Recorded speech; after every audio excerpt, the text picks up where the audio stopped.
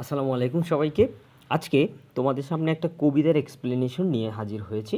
কবিতার নামটা তোমরা দেখতেই পাচ্ছ যে hope is the thing, hope is the thing with feathers, hope is the thing with feathers, Emily ডিকিনসনের। ওকে, আচ্ছা, হেডিংসটার আসলে অর্থটা কী সেটা একটু দেখা নিয়ে যাক। সেটা হলো যে আশা হলো এমন একটি পালকযুক্ত বস্তু, মানে আশা হলো একটি পালকযুক্ত বস্তু, লিখেছেন এমিলি ডিকিনসন। ওকে, আমরা শুরু করি।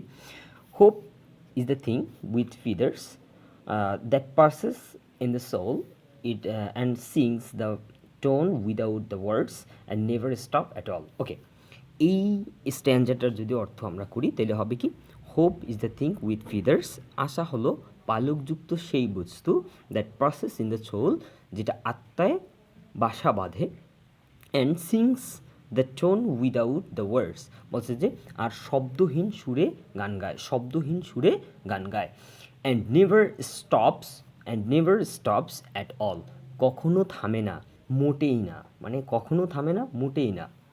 ওকে, and sweetest in the gale is hard, তার মানে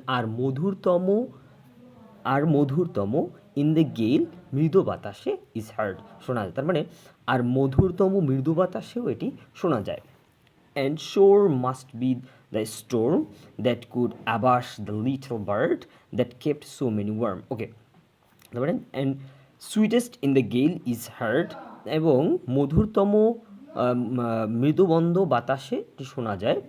and sore must B storm, আর ব্যথা হলে ঝড় হয়।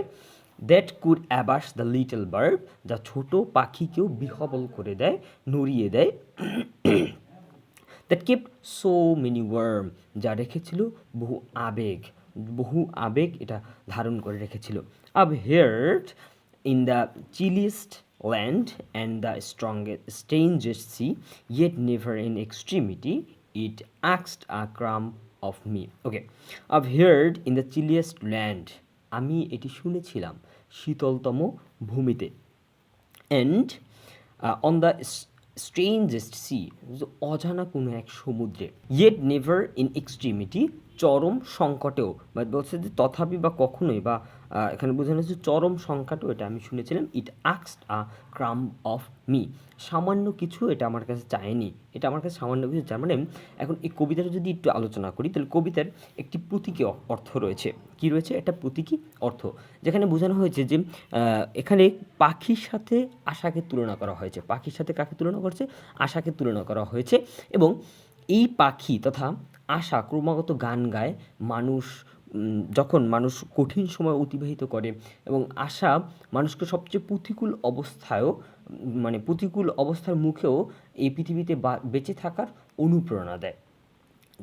এই জন্য কবি আশার চিরস্থায়ী ও অনুপ্রেরণাদায়ী স্বভাবে বিচিত্র করেছেন এই কবিতাটাকে। এখন আমরা যদি এই কবিতার মেটাফোরটা একটু দেখতে চাই, তাহলে আমরা দেখতে ফার্স্ট লাইন, এটা একটা metaphor, first line is a metaphor. তাহলে প্রথম লাইনটা যে মেটাফোর, আসলে প্রথম লাইনের মেটাফোরটা কোন অর্থে ব্যবহৃত হলো? দেখো, কম্পারিজন করছে, এটা আসলে তুলনা করা হয়েছে আশার সাথে। প্রথম লাইনটা তুলনা করা হয়েছে আশার সাথে, কার সাথে? লিটল বার্ড, ছোট্ট পাখির সাথে আশার সাথে তুলনা করা হয়েছে। যেমন এটা আসলে তুলনা করা হয়েছে to compare the powerful impact of this emotion, মানে এখানে ইমোশনের যেটা পাওয়ারফুল ইম্প্যাক্ট, এটার সাথে তুলনা করা হয়েছে। আচ্ছা, দ্বিতীয় লাইনটাও একটা মেটাফোর। তুমি দ্বিতীয় লাইনটাকে বলতে পারো যে the metaphor shows to indicate the presence of hope within us. Okay, এবার যদি আমি দেখি থার্ড লাইনটাও একটা metaphor, and sings the tone without the words. This metaphor is to show the universal and eternal nature of hope. This metaphor is to show the universal and the eternal nature of hope. Okay, and এরপর যদি আমি দেখতে চাই তাহলে এরপরের মেটাফোরটা হলো যে and strangest and on the strangest sea, তাহলে অন দ্য স্ট্রেঞ্জেস্ট সিটা সাধারণত বোঝানো হয়েছে this metaphor is to suggest the resilience বা রেজিলিয়েন্ট, যেটা বলো resilient nature of hope, okay, এবার লাস্ট লাইনটা একটা মেটাফর বহন করে, সেটা হলো যে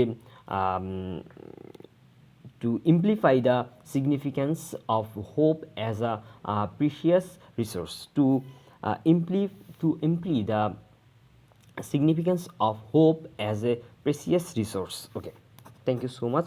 যদি তোমাদের আরও কোনো কবিতা থাকে যেটা তোমাদের প্রয়োজন বুঝায় দেওয়া বা অর্থসহ বা মেটাফোর বুঝায় দেওয়ার প্রয়োজন হয়, তাহলে অবশ্যই ভিডিওর কমেন্ট সেকশনে এসে আমাকে জানিয়ে দেবা।